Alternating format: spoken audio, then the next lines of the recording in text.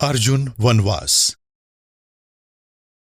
ये उस समय की बात है जब पांडवों का इंद्रप्रस्थ पर शासन था। समय अपनी गति से चल रहा था। एक दिन ऐसा आया जब अर्जुन का वन की ओर प्रस्थान हुआ। कारण ये था, युधिष्ठिर द्रौपदी के साथ अपने कक्ष में एकांतवास में विराजमान थे और श्री नारद जी द्वारा बनाए गए नियम के अनुसार यदि कोई भाई द्रौपदी के साथ ऐसी स्थिति में विराजमान होगा तो किसी दूसरे भाई का आना उस समय वर्जित होगा, और यदि किसी कारणवश आना पड़ ही जाए तो उसे वहां से वनवास जाना होगा। अब ये नियम पांचों भाइयों पर लागू होता था। एक एक वर्ष के लिए द्रौपदी पांचों भाइयों के साथ रहती थी और ये वर्ष युधिष्ठिर का था। तो बात यह हुई कि एक दिन ब्राह्मण दौड़ा दौड़ा अर्जुन के पास आया और रोता हुआ अर्जुन से प्रार्थना करने लगा। ब्राह्मण बोला, हे अर्जुन, हे धनुर्धर, हे श्रेष्ठ क्षत्रिय, मेरी रक्षा करो। अर्जुन ने पूछा, क्या हुआ? ब्राह्मण बोला, हे श्रेष्ठ, मेरी गायों को कोई चोर चुरा कर ले जा रहे हैं, कृपया मेरी गायों की रक्षा कीजिए। वो ब्राह्मण चीख चीख कर अपनी गायों की रक्षा के लिए अर्जुन से प्रार्थनाएं कर रहा था। अब अर्जुन ठहरा वीर, वो भला एक ब्राह्मण की इस प्रार्थना को कैसे ठुकरा सकता था? वो क्रोध में उठा, परंतु तभी अचानक उसके सामने एक विचित्र समस्या उत्पन्न हो गई। समस्या ये थी कि अर्जुन के पास उस समय हथियार नहीं थे, और जब उसके मस्तिष्क में जैसे ही विचार आया तो वो ये था कि सारे अस्त्र शस्त्र वहीं रखे हुए थे जहां पर द्रौपदी और युधिष्ठिर विराजमान थे। अर्जुन दोनों तरफ से एक दुविधा में पड़ गया, क्योंकि वो कक्ष में जा भी नहीं सकता था और बिना अस्त्र के इतनी सारी गायों को चोरों से मुक्त कराना भी आसान नहीं था। इधर ब्राह्मण जोर जोर से चीख रहा था और उधर अर्जुन विचार में थे कि आखिर किया क्या जाए। इस तरह समय बीत रहा था। तो ब्राह्मण ने जब अर्जुन को अधिक सोचते हुए देखा तो उनसे एक प्रश्न पूछा। ब्राह्मण बोले, हे अर्जुन, चोर मेरे गौधन का अपहरण चोरी करके ले जा रहे हैं और आप जैसे न्यायप्रिय क्षत्रिय चुप हैं, ये आपको शोभा नहीं देता। ब्राह्मण की ये बात सुनकर अर्जुन को अति लज्जा हुई। वो जानते थे कि ब्राह्मण को न्याय दिलाना उनका परम कर्तव्य है। इसलिए अर्जुन ने मन ही मन कुछ निश्चय किया और ब्राह्मण से बोले, ब्राह्मण, तुम ठहरो, बिल्कुल भी चिंता मत करो, मैं तुम्हारा कार्य अवश्य पूरा करूंगा। मैं तुम्हारे गोधन को दोबारा तुम्हारे पास लेकर जरूर आऊंगा, क्योंकि यदि मैंने ये काम नहीं किया तो महाराज युधिष्ठिर को लोग अधर्मी कहेंगे और राजा का कर्तव्य ही प्रजा की सेवा करना है। अर्जुन जानते थे कि यदि ब्राह्मण के गोधन की रक्षा नहीं की गई तो महाराज युधिष्ठिर का ही अपमान होगा और वे अधर्मी कहलाएंगे। लेकिन यदि वो उस कक्ष में जाकर अपने अस्त्र शस्त्र ले आते हैं तो उनका एक वचन भंग हो जाएगा, लेकिन उस वचन से सिर्फ अर्जुन को ही दंड भोगना होगा। तो अर्जुन ने अंत में यही सोचा कि महाराज और उनके बड़े भ्राता युधिष्ठिर की छवि, यानी राजा की छवि, प्रजा के सामने बिल्कुल खराब नहीं होनी चाहिए, और उन्होंने आखिरकार कक्ष में जाने का निर्णय लिया। वो तुरंत कक्ष में गए और अपना धनुष बाण लेकर वापस आ गए। वापस आकर अर्जुन ब्राह्मण की गायों को ले जाने वाले चोरों के पीछे गए और उन पर आक्रमण कर दिया। चोरों को धूल चटाकर सभी गायों को उन्होंने वापस कर दिया। अब उस ब्राह्मण को तो गोधन मिल गया था, परंतु अर्जुन के सामने वचन भंग होने का अपराध जैसे पहाड़ की तरह आकर खड़ा हो गया और वो मन ही मन दोबारा विचार करने लगे। ब्राह्मण भोजन लेकर चला गया और अर्जुन अपने भवन में दोबारा प्रवेश कर गए। धीरे धीरे सूर्य बीचों बीच आ गया और दोपहर में अर्जुन ने महाराज युधिष्ठिर से मिलने का आग्रह किया। भला अपने छोटे भाई अर्जुन को युधिष्ठिर से मिलने से कौन रोक सकता था? अनुमति की क्या आवश्यकता? युधिष्ठिर ने झट से अनुमति प्रदान की और अर्जुन युधिष्ठिर से मिलने पहुंचे। अर्जुन को उदास देखकर युधिष्ठिर थोड़े अचरज में पड़ गए। युधिष्ठिर ने पूछा, क्या बात है अर्जुन, बड़े उदास नजर आ रहे हो? अर्जुन बोला, मैंने बहुत बड़ी गलती की है बड़े भ्राता। मुझसे अब जानबूझकर एक अपराध हुआ है। कौन सा अपराध हुआ है तुमसे? अर्जुन बोले, मैंने द्रौपदी के कक्ष के नियम का उल्लंघन किया है। युधिष्ठिर झट से समझ गए। वो बोले, नहीं अर्जुन, तुम छोटे भाई हो और तुम्हारा आना नियम भंग नहीं होता। अर्जुन बोले, मैं जानता हूं महाराज भ्राता, आपके लिए यह कोई बड़ी बात नहीं। आप मेरी अवस्था को तो समझते होंगे। युधिष्ठिर बोले, कुछ न कुछ ऐसा कारण जरूर रहा होगा। मुझे इस बात का कतई मलाल नहीं है, तो फिर तुम्हें चिंता करने की क्या जरूरत है? अर्जुन बोले, भ्राता, अपराध अपराध होता है, नियम नियम होता है। यदि नियम को इसी तरह भंग किया जाएगा तो नियम नियम नहीं रहेगा। इसलिए आप मुझे प्रायश्चित की आज्ञा दीजिए महाराज। युधिष्ठिर बोले, प्रायश्चित? लेकिन कैसा प्रायश्चित? अर्जुन बोले, महाराज, बड़े भैया, मैं वनवास के लिए जाऊंगा, जो कि नारद जी द्वारा बनाए गए नियमानुसार है। अर्जुन की बात सुनकर युधिष्ठिर अचरज में पड़ गए और बोले, अरे अर्जुन, कैसी बात कर रहे हो? यदि तुम वनवास चले जाओगे तो किसी को भी अच्छा नहीं लगेगा और जाने की कोई आवश्यकता नहीं है। द्रौपदी हम पांचों की है। तुमने किसी तरह के नियम को भंग नहीं किया है और तुम्हारे जाने से किसी को भी लाभ नहीं। क्षत्रिय अपने कर्तव्य को निभाने के लिए कुछ भी कर सकता है। तुमने तो क्षत्रिय धर्म निभाया है। तुम मेरे प्रिय हो, मैं तुम्हें आज्ञा नहीं दे सकता। तुम वन में नहीं जाओगे। यदि किसी स्त्री के साथ एक कक्ष में बड़ा भाई बैठा है और छोटा भाई आ जाए तो इसमें दोष की क्या बात है अर्जुन?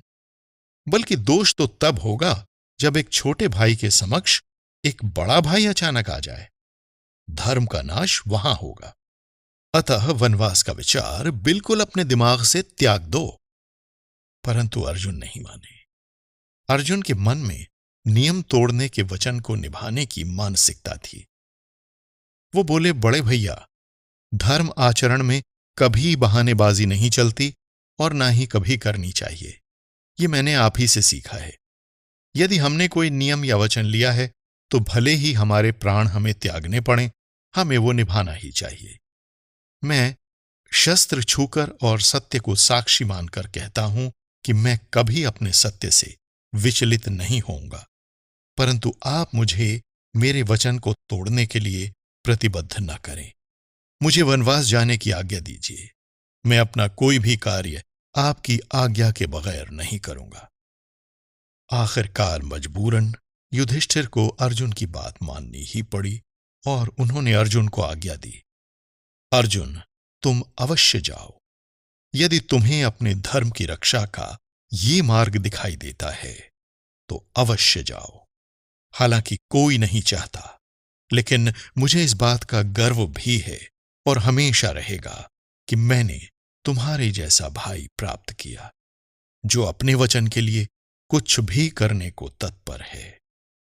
मैं तुम्हें आज्ञा देता हूं अर्जुन, परंतु अपने क्षत्रिय धर्म का हमेशा पालन करना और अपने कर्तव्य से कभी विमुख न होना। आखिरकार अर्जुन ने अपने बड़े भैया और राजा युधिष्ठिर की आज्ञा ली और दीक्षा लेकर वहां से चल दिए। अर्जुन चलते चलते गंगा द्वार पहुंचे। गंगा द्वार पहुंचकर उन्होंने वहां अपने ठहरने की व्यवस्था की, लेकिन वहां अनेकों ब्राह्मण आ गए तथा उनके साथ ध्यान किया। कुटिया से बाहर का दृश्य एवं वातावरण बहुत ही मनोहर था। पशु पक्षी चहचहा रहे थे। आसपास वन में सरोवर तथा अनेक उद्यान बने हुए थे। उनके साथ आने वाले ब्राह्मणों ने कई जगह अग्निहोत्र किया। ब्राह्मणों द्वारा अग्नि का प्रज्वलन किया गया और अर्जुन को अनेक आशीर्वाद दिए, जैसे कभी अजय होने का तो कभी अत्यधिक लाभान्वित होने का। यह दृश्य बहुत ही मनोहर था एवं सौंदर्य से परिपूर्ण था। अगले दिन प्रातःकाल उठकर ब्राह्मणों सहित अर्जुन ने स्नान किया और आगे बढ़ने लगे। एक दिन रोज की भांति अर्जुन स्नान के लिए आगे बढ़े और गंगा के किनारे पर पहुंचे और अपने आप को गंगा की लहरों में अर्पित कर दिया। लेकिन तभी वहां उनकी नजर पड़ी एक युवती पर। यह युवती उलूपी थी, जो कि नागराज कौरव्य की पुत्री थी। उलूपी ने जैसे ही अर्जुन को देखा, वो पहली ही दृष्टि में अर्जुन पर सम्मोहित हो गई। उसने अपने आप को रोकने की काफी चेष्टा की और काफी विचार किया, परंतु कामुकता उसके ऊपर अत्यधिक हावी थी। वो अपने आप को काबू नहीं कर पाई और अर्जुन को पकड़कर जल के भीतर खींच ले गई। अर्जुन बहुत देर तक कुछ असमंजस की स्थिति में थे, लेकिन कुछ ही देर बाद उन्हें इस बात का ज्ञान हो गया कि ये नागकन्या उनके ऊपर मोहित हो गई है। तब उलूपी अर्जुन को वहां ले गई जहां अग्नि प्रज्वलित हो रही थी। अर्जुन तो हैरान हो गए और उन्होंने उलूपी से कहा, ये अग्नि क्यों प्रज्वलित हो रही है? तब उलूपी ने बताया कि यहां अग्निहोत्र होना है, आप अपना यज्ञ संपन्न यहां कर सकते हैं। तब अर्जुन ने उलूपी से उसका परिचय पूछा, तुम कौन हो? तब उसने अर्जुन से कहा, मैं नाग कन्या हूं और नागराज कौरव्य की पुत्री उलूपी हूं। अर्जुन ने कहा, कौरव्य नाग के बारे में तो वो काफी सुन चुके हैं। उलूपी ने कहा, ये तो मैं नहीं जानती, किंतु जैसे ही मैंने आपको गंगा में स्नान करते हुए देखा तो मैं आप पर सम्मोहित हो गई। मेरा मन विचलित हो गया। मेरे मन में कई तरह की भावनाएं आने लगीं। ऐसा लग रहा था मानो मुझ पर कामदेव सवार हो गए हों। तब अर्जुन बोले, अच्छा, इसीलिए तुमने मुझे यहां खींचा? उलूपी ने कहा, हां कुंती पुत्र अर्जुन, मैं आपके ऊपर अपना हृदय समर्पित कर चुकी हूं। मैं आपको देखे बगैर रह ही नहीं पाई। मैं आपसे विनती करना चाहती हूं कि आप मुझे आनंदित कर मेरी इच्छा पूर्ण कीजिए। मैं आपसे निस्वार्थ प्रेम करती हूं। यह सुनते ही अर्जुन थोड़े भयभीत हो गए और विचारमग्न भी। अर्जुन ने कहा, उलूपी, मैं ऐसा कदापि नहीं कर सकता। उलूपी बोली, परंतु क्यों कुंती पुत्र, आप नौजवान हैं, आपकी भी कुछ इच्छाएं होंगी। तब अर्जुन बोले, ये मेरे ब्रह्मचर्य का समय है उलूपी। उलूपी ने कहा, आपके व्रत का मेरी मनोकामना पर प्रभाव नहीं पड़ेगा।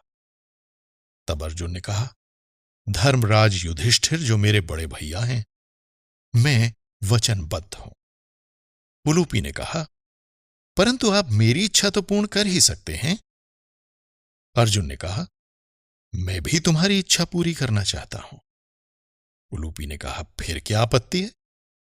अर्जुन ने कहा, तुम्हें कुछ ऐसा उपाय करना होगा जिससे मेरा वचन एवं धर्म खंडित न हो। इस प्रकार अर्जुन ने उलूपी को अपनी सारी कहानी सुना दी कि किस प्रकार नारद जी के नियमानुसार वचन तोड़ने के कारण उन्हें वनवास आना पड़ा और वो पहले से ही द्रौपदी के पति हैं और फिलहाल ब्रह्मचर्य का पालन कर रहे हैं, और यदि वे किसी अन्य स्त्री के साथ संबंध बनाते हैं तो उनके ब्रह्मचर्य व्रत एवं वचन का खंडन होगा। अर्जुन भी जानते थे कि किसी काम भाव से पीड़ित नारी को दुख नहीं पहुंचाना चाहिए, परंतु वो करते भी तो क्या करते। इस समय वो सिर्फ विचार कर रहे थे और कुछ ऐसा उपाय सोचने की कोशिश कर रहे थे ताकि काम भी हो जाए और उनका धर्म भी खंडित ना हो। तब उन्होंने मन ही मन श्री कृष्ण का ध्यान किया और उन्हें श्री कृष्ण दिखाई दिए।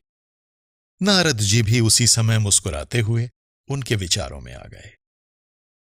उलूपी ने कहा, मेरे समागम के साथ आपको पाप नहीं लगेगा। अर्जुन ने भी यही सोचा।